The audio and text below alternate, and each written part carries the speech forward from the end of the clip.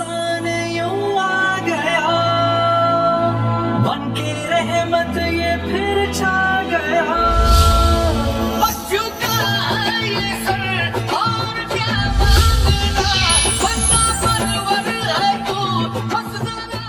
अस्सलाम वालेकुम रहमतुल्लाहि व बरकातुहू। जी नाज़रीन, आप देख रहे हैं इंडियन न्यूज़। मैं हूँ आपका मेज़बान कारी उमर वकास। जैसा कि आप जानते हैं कि पाकिस्तान भर में पुलिस इंतज़ामिया शहरियों को तहफ़्फ़ुज़ देने में नाकाम दिखाई देने लगी। आज सियालकोट गोहतपुर चौक के अंदर भी ऐसा ही एक वाक़या पेश आया कि दिन दिहाड़े इतनी बड़ी वारदात और कानून उससे गाफिल रहा। कानून गफलत की नींद सोता रहा।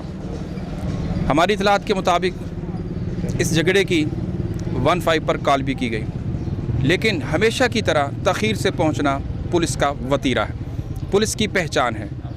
पुलिस जो अपने आप को शेर जवान कहलाती है, वो पुलिस जो आवाम को तहफ़्फ़ुज़ देने के लिए हम वक्त तैयार रहती है, लेकिन वो हमेशा अपने आप को तख़ीर का शिकार बनाकर आवाम को गैर महफूज बनाती है। पुलिस की तख़ीरी की वजह से आज इतना बड़ा वाक़या रूनुमा हुआ कि आज एक बाप दुनिया से रुखसत हो गया। मेरी मुराद गोहतपुर, कोरपुर और सियालकोट की मारूफ समाजी और सियासी और मजहबी शख्सियत हाजी तहसीन अंजम अलमारूफ छीना, उनको आज बेदर्दी से कत्ल कर दिया गया। वजह छोटा सा रीज़न, छोटा सा झगड़ा, मामूली सा तनाज़ा, वो भी वो केस जो आज पाकिस्तान की अदालतों के अंदर ज़ेर समात है। लेकिन आज अदालतों से इंसाफ ना मिलने की बुनियाद पर हर बंदा कानून को हाथ में लेने की कोशिश करता है, और वो जानता है कि पाकिस्तान का कानून कितना कमज़ोर है। आइए इंशाल्लाह इस पे बात करेंगे। मेरे साथ इस वक्त उनके बेटे और उनके जो वो रिश्तेदार और अहले खाना मेरे साथ मौजूद हैं। आइए उनसे चलते हैं और इस वाक़या की तफसीलात जानते हैं। अस्सलाम वालेकुम। वालेकुम सलाम। आपका नाम? मसद भाई, ये जो वाक़या रुनुमा हुआ, इसकी क्या बेस थी, क्या बुनियाद थी? इसकी बुनियाद ये है कि मैं अपनी शॉप पे पत्थर लगवा रहा हूँ, काम करवा रहा हूँ। ये आया मेरे पास पुलिस लेके, पुलिस वाले को कहता है कि ये हमारा इस पे केस चल रहा है, तो ये काम वगैरह करवा रहे हैं। तो पुलिस वालों ने बोला कि काम वगैरह बंद करो, शॉप बंद करो। तो 4:30 बजे दोनों पार्टियाँ थाने आए। मैंने बोला ठीक है, मैंने शॉप बंद की। तो मैं शॉप बंद करके मैंने ताला लगाया, तो ये पास ही खड़ा था। ये पास खड़ा है तो मुझे घूर रहा है। मैंने बोला क्या देख रहे हो? तो इसी तरह मेरे साथ झगड़ना शुरू हो गया। इतनी देर में मेरे पापा आ गए। दुकान बंद करने के बावजूद झगड़ रहे हैं? दुकान बंद करने, पुलिस की मौजूदगी में झगड़ रहे हैं? पुलिस की मौजूदगी में झगड़ा, क्योंकि पुलिस का डाला उधर ही खड़ा हुआ था। तो उतनी देर में मेरे वाले साहब आ गए। वाले साहब ने आके बोला कि यार छोड़ो भाई, जो बात हुई है, ये बच्चा है, इससे क्या लड़ना, मैं बात करता हूँ, आराम से बैठ के बात करते हैं। इतनी देर में वो भागता हुआ अंदर गया। अंदर से जाके उसने गन निकाली है। गन निकाल के लोड की है। उसने बोला, मेरे बाप ने बोला कि यार इसको नहीं मारो, मुझे मार लो। बस इतनी बात की है। उसने 2 फायर किए हैं। एक पहला फायर इधर लगा है, दूसरा फायर इधर लगा है। क्या उसका ये प्री प्लान था? आज उसका इरादा ये था, इरादा कत्ल था आज उसका? सुबह से उधर खड़ा था, खड़ा होके देख रहा था। मैं देख रहा था इसे कि ये बार बार आ रहा है, बार बार जा रहा है, बार बार आ रहा है, बार बार जा रहा है। टारगेट उसका आप थे या आपका बाप था? दोनों थे। दोनों टारगेट? दोनों थे। ठीक है। तो उस वक्त जब पुलिस की मौजूदगी में उसने इतनी हिम्मत की है, तो क्या पुलिस ने उसको रोका नहीं है? पुलिस ने उसे क्या रोकना है? जब उसने मार लिया, मेरा बाप गिर गया, वो अंदर जाके बैठ गया आराम से। फिर मैं अपने बाप को छोड़ के उसे पकड़ने के लिए गया हूँ, तो पुलिस उसे लेके तो साइड पे निकल गई है। बस इतना सा काम है। ठीक हो गया। हमारे साथ इस वक्त इलाके की मुअज़्ज़ज़ शख्सियत जो है वो मौजूद हैं। मेरी मुराद डॉक्टर अरशद जो चेयरमैन भी हैं गोहतपुर कौंसिल के, यूनियन कौंसिल के। आइए उनसे जानते हैं कि वो इस बारे में क्या कहना चाहेंगे। जी अस्सलाम वालेकुम जी। चौधरी मोहम्मद अरशद मेरा नाम है। आज जो वाक़या हुआ है, मतलब बहुत ज़्यादती हुई है, क्योंकि वो बंदा जो है हमारा दोस्त है, बचपन का दोस्त है, नमाजी परहेज़गार है।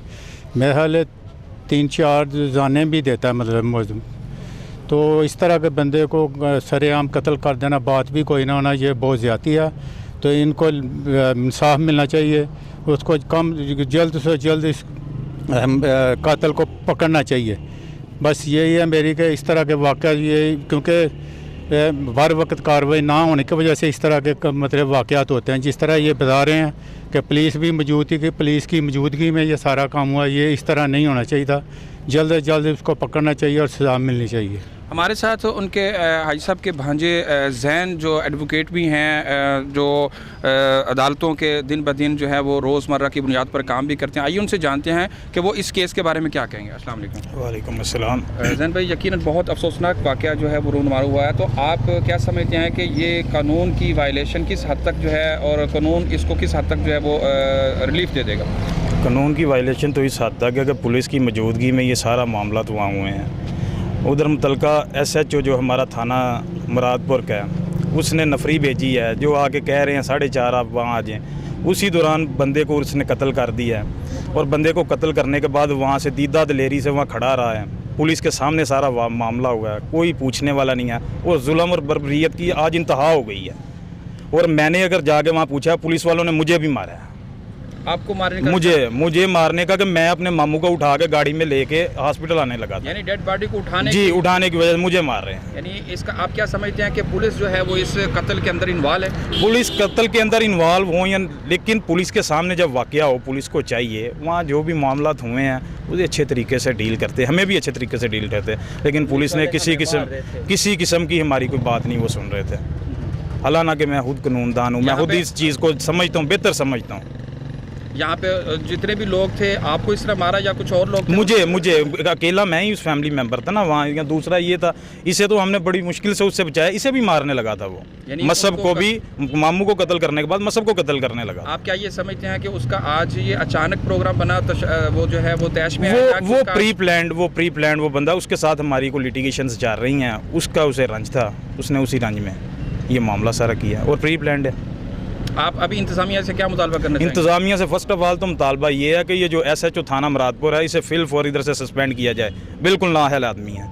और उधर जो मौके पे हमारे उधर आया था वो जो अफसर को बाजवा वो, और जो साथ उसके नौजवान थे, इन सब को सस्पेंड किया जाए और इनसे पूछा जाए कि इनके होते हुए ये सारा वाक़या हुआ है और हमारे साथ इंतहाई जुल्म हुआ है, हमें इंसाफ दिलवाया जाए, मेहरबानी। जी नाज़रीन, जैसा कि आपने सुना, और सबसे बड़ी बात, सबसे बड़ा इंकशाफ जो सामने आ रहा है हमारे ज़राए से, जो आप तक ख़बर पहुंच रही है, वो ये है कि पुलिस की मौजूदगी के अंदर ये मर्डर हुआ है। पुलिस की मौजूदगी के अंदर ये बड़ा कत्ल हुआ है, और पुलिस उस वक़्त खामोश तमाशाई बनी रही है, जबकि उनको ये पता है कि ये झगड़ा है, इनका केस भी जो है वो कोर्ट के अंदर चल रहा है, लेकिन इसके बावजूद वहाँ पे जो है वो इफ़ाम व तफ़हीम कराने की बजाय वहाँ पे जो है वो इश्तियाल देने की कोशिश की गई। बट ये जैन भाई ने ये इल्ज़ाम आयद करते हुए ये बात कही है कि पुलिस ने हमें अपनी ही डेड बॉडी को उठाने के लिए रिलीफ देने की बजाय हमारे ऊपर भी जो है वो तशद्दुद किया है, हमें भी जो है वो हरासा करने की कोशिश की है। तो ये कड़ियाँ कहाँ से कहाँ तक मिलती हैं, ये तो तफ्तीशी अफसर और कानून ही इसको जो है वो वाज़ेह तौर पर बता सकता है।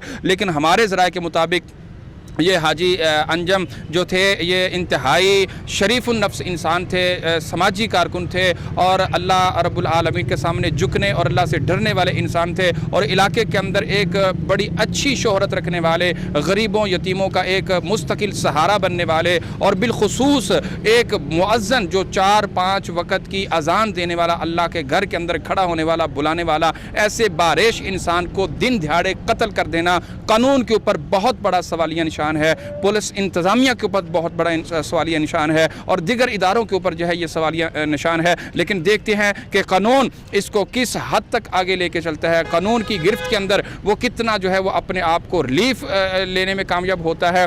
चूँकि पाकिस्तान की अदालतों का इंसाफ जो भी है, जैसा भी है, आप भी जानते हैं, हम भी जानते हैं, लेकिन उस वक्त तक मैं अपने कैमरामैन उस्मान अली के साथ आपसे इजाज़त चाहूँगा। इंशाअल्लाह हम इंतज़ामिया के जो ज़िम्मेदारान हैं उन तक भी पहुंचने की कोशिश करते हैं, उनसे भी उनका मौक़िफ़ लेने की कोशिश करते हैं। जो हक़ाइक़ है दिगर मज़ीद उस वक़्त तक के लिए जो है ना वो आप इंतज़ार करें, और मेरे कैमरामैन उस्मान अली के साथ मुझे दीजिए इजाज़त। देखते रहिए IDN न्यूज़। अल्लाह हाफ़िज़।